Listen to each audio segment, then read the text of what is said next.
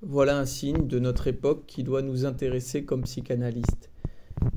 Un dirigeant politique, dans une émission de télévision, dit à propos de l'un de ses adversaires politiques quelque chose de méchant et d'invérifiable. Alors le public applaudit et l'animateur de télévision se régale. Ils sont complaisants, peut-être même qu'ils sont complices. La médisance est un phénomène de parole que aucun psychanalyste ne peut méconnaître. Tant de nos jours, que ce soit à la télévision, à la radio, sur les réseaux, elle est omniprésente. On dit parfois de la médisance, bien c'est une parole vide, c'est du blabla, c'est juste des gens qui parlent mais ils n'ont rien à dire, ce n'est pas si sûr qu'ils n'aient rien à dire. Je ne crois pas que la médisance traduise une vacuité. Dans la médisance, c'est-à-dire inventer quelque chose qui dégrade la personne dont on parle, ce n'est pas ne rien dire. Ce n'est pas converser sur la pluie, le beau temps, les actualités dont, au fond, personne n'est véritablement expert, mais ça permet de faire de la parole vide, comme disait Lacan. Non, dans la médisance, il y a, faut bien le dire, une volonté de nuire. Quand on dit du mal de l'autre, c'est peut-être la meilleure façon que l'on a de ne pas en dire de quelqu'un d'autre. Donc on choisit une cible. Et cette cible, on la salit. On dit du mal d'elle. On invente, on colporte, on fonde des rumeurs, on extrapole. C'est-à-dire que l'on repeint l'autre avec méchanceté. Donc ces paroles qui sont tenues par quelqu'un sont des paroles salissantes. Mais si on s'en tenait à ça, on ne dit pas grand-chose, on aurait dit c'est l'expression d'une haine, tout simplement, contre autrui. Ou même, pour certains qui pensent que l'homme est très vertueux, c'est l'expression d'une vertu, où l'on dit bien l'autre devrait vraiment s'élever à un niveau plus élevé que là où il en est, et en montrant à quel point il est sale, eh bien on montre le progrès qu'il a réalisé pour s'élever au niveau attendu dans une société. Non, c'est pas tout à fait ce que semblent dire ces questions de médisance. Au contraire, celui qui parle, celui qui énonce, qui salit l'autre, est peut-être le personnage qui se salit le plus. Si l'on prend une image, disons que en tartinant l'autre qu'il est en train de médire de ses excréments, eh bien il se tartine lui-même. C'est-à-dire qu'il se montre à lui-même la fange qu'il porte en lui. L'autre est un espace à ce moment-là de projection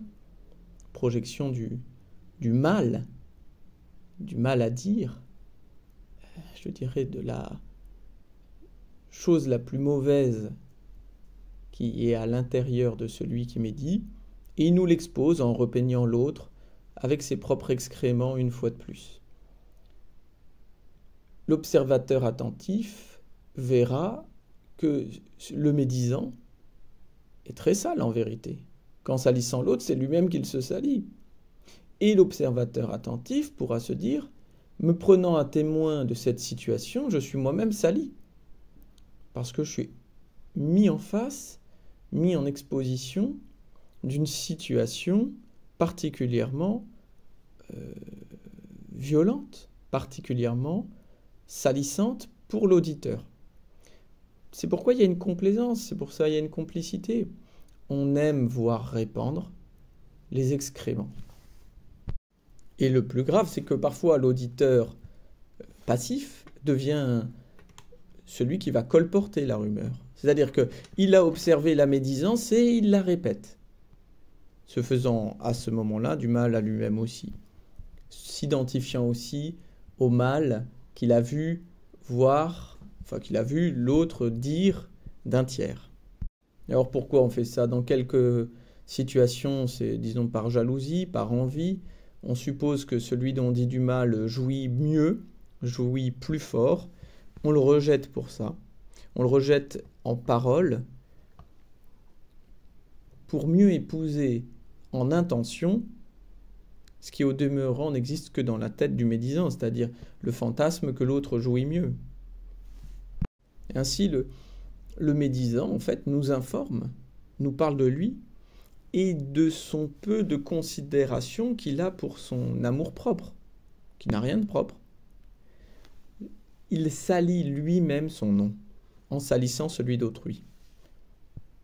C'est pourquoi, dans beaucoup de traditions, la médisance est quelque chose de particulièrement interdite, parce qu'on estime que quand vous médisez, eh bien vous abîmez un peu plus le monde, et vous le cassez un peu plus, vous abîmez la joie du monde, vous en faites un lieu de haine, de jalousie, d'envie, de violence aussi.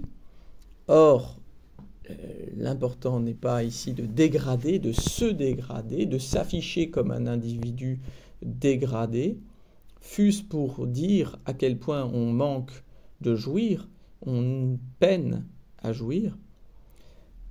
Et nous avons là une incidence grave sur la parole elle-même, parce que la parole, lorsqu'elle est utilisée à cette fin-là, se dégrade pour celui qui parle ainsi, se dégrade dans la confiance qu'il aura dans l'autre, dans lequel il reconnaîtra aisément que lui aussi pourra dire du mal de lui. Donc au final, c'est tout un univers de confiance dans la parole qui est détérioré. Et à rebours de tout ça, la psychanalyse permet à quelqu'un de médisant, lui permet de donner sa parole sur lui-même, de lui permettre de parler non plus de l'autre, mais de lui-même, donc de recentrer son espace de parole sur lui-même, et ainsi de lui permettre de se libérer du mal qu'il porte en lui et du mal qu'il fait aux autres. Voilà.